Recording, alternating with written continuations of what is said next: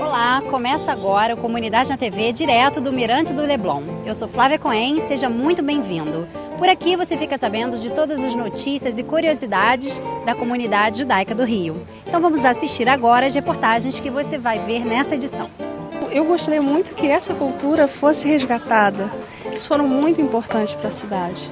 E eu tinha o hábito de brincar com os meninos judeus. Gostava de trocar livros com eles, gostava de ter uma relação com eles. E vou fazer um filme sobre isso. Então eu cresci nesse ambiente de celebrando as festas. Eu sou muito mais ligado, eu diria, assim, à cultura do que à religião. Mas, enfim, e cumpro lá todos os rituais assim, que a gente julga importantes. Uma peça belíssima que fala das relações familiares dessas três mulheres, neta, mãe e avó. Fundamental que a comunidade se faça presente e mostre realmente a importância da luta contra a intolerância religiosa e da luta realmente para que todas as pessoas possam professar a sua fé, que é essa a intenção desse evento. Ose shalom bimroma, uyase shalom aleinu, ve'al kol Israel. Imru, amém.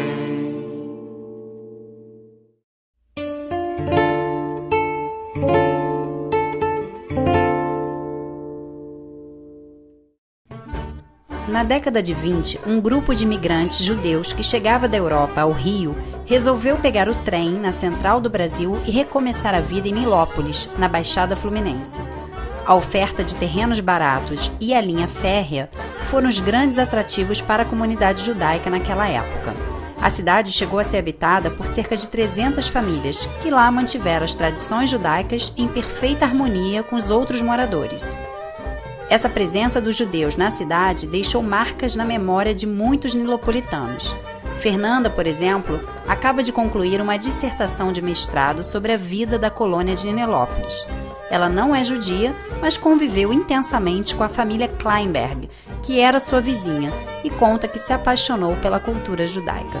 Eu tive uma convivência muito próxima com eles e até alguns costumes, vieram para minha família, para minha mãe, a forma dela tratar os filhos lembra muito uma Yiddish mama. E eu achava que já era na hora de alguém fazer algo acadêmico, além do documentário, que falasse da história do povo judeu em Nilópolis, que foi muito importante. Em 2009, o premiado documentário Novos Lares foi pensado e dirigido por um não-judeu, morador de Nilópolis. Quando eu era criança, a comunidade judaica ainda é efervescente lá em Nilópolis, que era no final da década de 60, ainda existia bastante judeus. E eu tinha o hábito de brincar com os meninos judeus. Gostava de trocar livros com eles, gostava de ter uma relação com eles. E vou fazer um filme sobre isso. O documentário é inspirado no livro Vivência Judaica em Nilópolis, escrito por uma ex-moradora, Esther Londo. Mas a grande sacada de Radamés foi realizar uma viagem de trem com os antigos moradores. O destino? Nilópolis, é claro. A própria Esther London esteve lá e tinha ex-morador levando o neto para mostrar onde tudo começou. Eu hoje estou levando meu filho para conhecer a história dele. A casa que ele morou ainda está lá. Radamés contou com o apoio do amigo judeu André Stein, que na época tinha uma produtora e topou na hora filmar o documentário. De repente o Radamés veio com essa ideia de um trem, e eu no primeiro momento ainda achei um pouco estranho, porque o trem, no momento mais recente da história, nos remete a uma questão um pouco mais desconfortável, mas o Radamés me convenceu do retorno, do trem que volta, do trem que gera saudade, que gera alegria, o trem que gera um monte de sentimentos interessantes, que não o trem nosso da Segunda Guerra. Que a gente conhece histórias, passa a descobrir informações e coisas e fatos da história da nossa comunidade, que na verdade hoje está na Barra da Tijuca, Leblon, Ipanema, São Conrado, Copacabana, mas começou lá. Os judeus tinham participação ativa na economia da localidade. Eram médicos, alfaiates e pequenos comerciantes.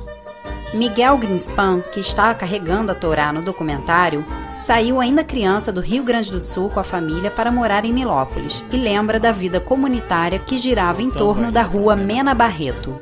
Havia um comércio normal, havia um açougue, havia um shoichet que fazia os abates, havia um alfaiate, havia um sapateiro, havia uma tipografia também.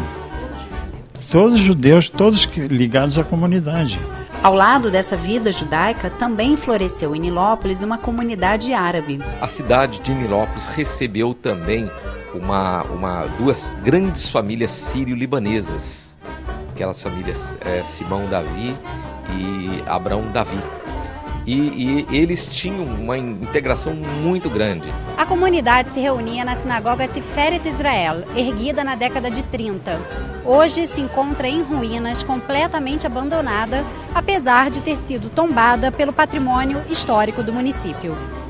Na década de 90, o professor Shi Goldman tentou mobilizar autoridades e instituições para a recuperação da sinagoga. E até o ex-prefeito Sérgio Cecim, na época, chegou a começar uma obra de revitalização, mas que acabou ficando pela metade. O que ainda existe da vida judaica daquela época é o cemitério e alguns sobrados. Eu aprendi muita coisa da perseverança, aprendi muita coisa da superação, aprendi muita coisa do amor ao próximo, aprendi muita coisa do espírito comunitário.